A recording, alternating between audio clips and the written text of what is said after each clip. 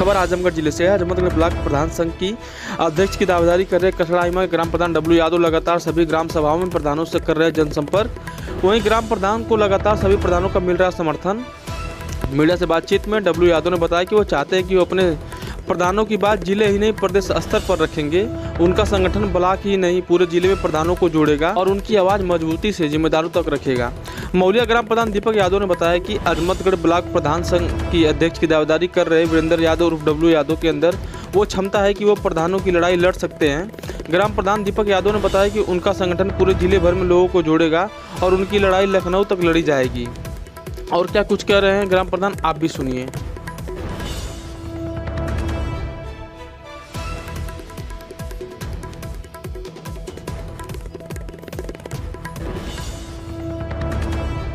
प्रधान जी, आप कठराई में प्रधान भी हैं और इस बार अध्यक्ष की दावेदारी भी कर रहे हैं, तो क्या मुखबिर रहेंगे और प्रधानों की लड़ाई कहाँ तक लड़ेंगे? मैं कठराईमा का प्रधान और मैं इसके पहले जो 5 साल वित्तीय वर्ष बीता है, जो हमारे अध्यक्ष जी थे वह हम लोग तो अध्यक्ष बढ़िया समझ के बनाए, लेकिन 2.5 साल भी के पहले ही निष्क्रिय हो। और लास्ट जो 2020-21 वित्तीय वर्ष रहा 60-40 की रेशियो के लिए हम लोग बहुत संघर्ष किए।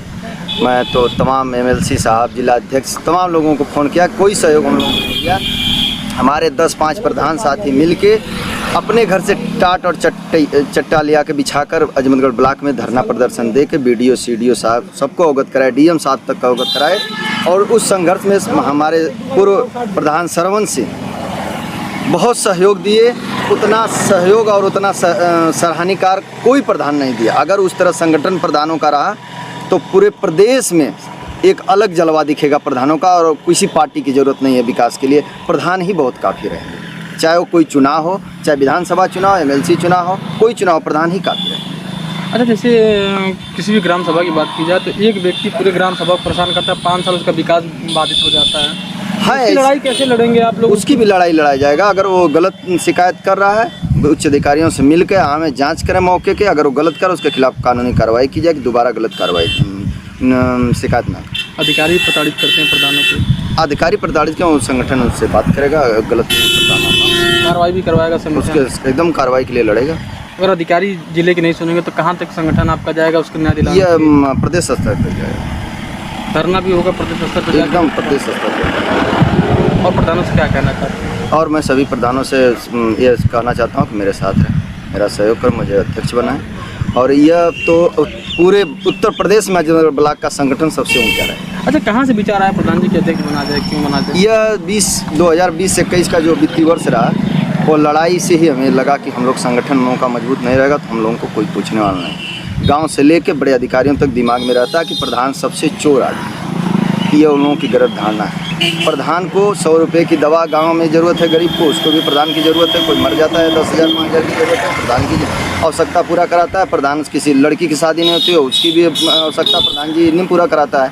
तमाम है न, कोई सांसद विधायक बाद में महीने 2 महीने में संतावना देने आते हैं, न कि कोई उनको तत्काल मुहैया कोई सुविधा कराता है। मैं श्रवण सिंह, पूर्व प्रधान, सुखमदत नगर।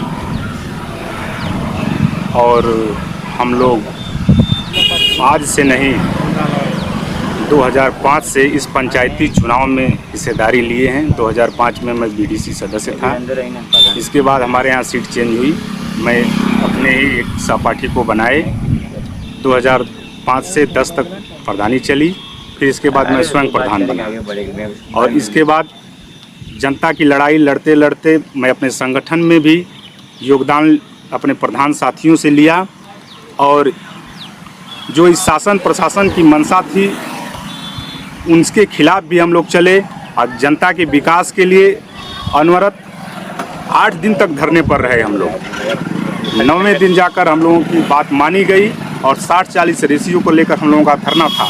जो ये प्रधानों का अधिकार है, शासन के द्वारा कहा गया है कि आप 60-40 रेशियो, आप 60% कच्चा काम करेंगे, 40% आपको पक्का मिलेगा।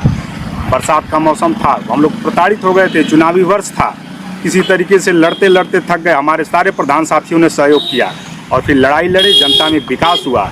आज उसी अपने संगठन को लेकर हम लोग फिर पुनः दोहराने का काम कर रहे हैं। अब प्रधान साथियों से भी अपील है हमारी कि सारी संगठन को इतना मजबूत बना दीजिए कि आने वाले कि जो भी लोग प्रधान साथियों का अगर कोई भी विरोध करता है उसकी ईंट से ईंट बजा दी जाएगी और अपना जान दे दिया जाएगा प्रधानों के लिए। इसमें कोई दो राय नहीं है। प्रधान ही एमएलसी को चुनते हैं, लेकिन हम लोग धरने पर बैठे रह गए। हमारे यहाँ वर्तमान एमएलसी हैं, लेकिन एक बार नहीं आया कि पूछने हुआ है कि इन लोगों का क्या हाल चाल है।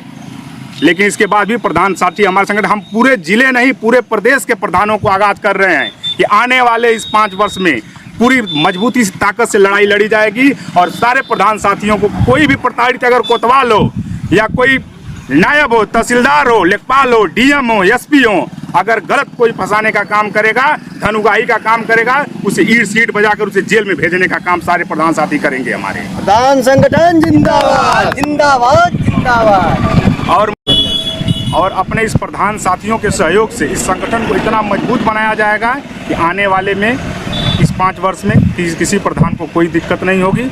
और शासन सहयोग कर रहा है, सरकार भी की मंशा है, जैसे शौचालय आवास सबको दिया, सब गरीब पात्रों को दिया जाएगा, मजबूती से काम किया जाएगा। जब आप लड़ाई लड़ रहे थे 60-40 केसों के लिए लड़ाई लड़ रहे थे, उस दौरान आपको तमाम धमकी भी मिल रही थी, प्रशासन लगातार आप पे दबाव बना रहा था कि धरना खत्म कीजिए। तमाम उस समय आप लोगों ने लड़ाई लड़ा, लगभग पूरे जिले को नहीं पूरे प्रदेश में इस तरह का वो शुरू हुआ। ये लड़ाई कहाँ तक जारी रहेगी और प्रधानों की सुरक्षा के लिए क्या कुछ करवाई थी? हम लड़ाई सैद्धांतिक लड़ रहे थे, अपने प्रधानों के अधिकार की लड़ाई लड़ रहे थे और जनता के विकास की लड़ाई लड़ रहे थे। इसमें हमको पुलिस वाले आए भी उठाने के लिए। एसपी साहब, सीडीओ साहब ने कहा था कि इसको उठाकर बंद कर दीजिए, लड़ाई नहीं चलेगी, शासन की मंशा है, बंद कर दीजिए इन लोगों को।